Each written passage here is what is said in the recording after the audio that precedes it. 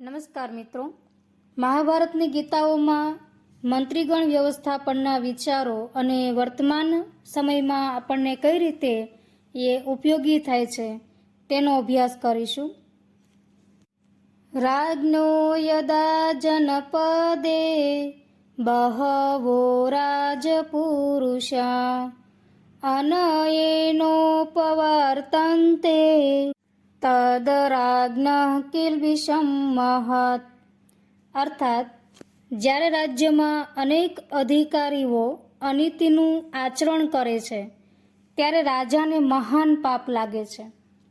જ્યારે રાજા કે તેના અધિકારીઓ ગરીબ કે ભીખ માગતી પ્રજા પાસેથી પણ ધન પડાવી લે છે ત્યારે રાજાનો નાશ થાય છે.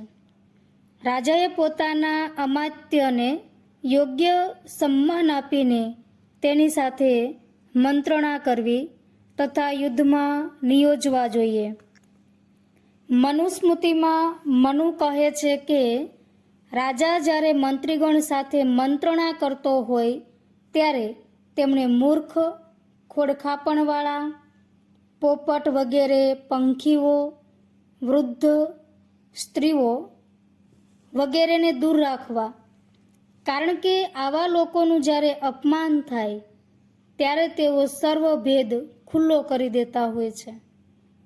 જેના મંત્રી દુષ્ટ અને પાપી છે તે રાજા પરિવાર સહિત નાશ પામે છે.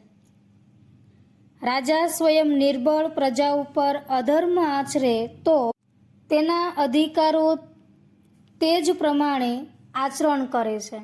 એટલે કે યથા રાજાહ તથા પ્રજાહ, જેવું વર્તન રાજા કરશે તેવું જ વર્તન તેના અધિકારીઓ કરતા હોય છે. રાજાએ સેવક એટલે કે મંત્રીની નિમણૂક કરવી જોઈએ.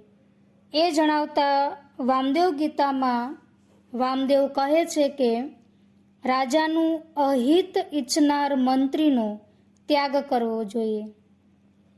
જે સંયમી, અનુરાગી, પવિત્ર અને શક્તિમાન હોય તેવા સેવકની નિમણૂક કરવી જોઈએ.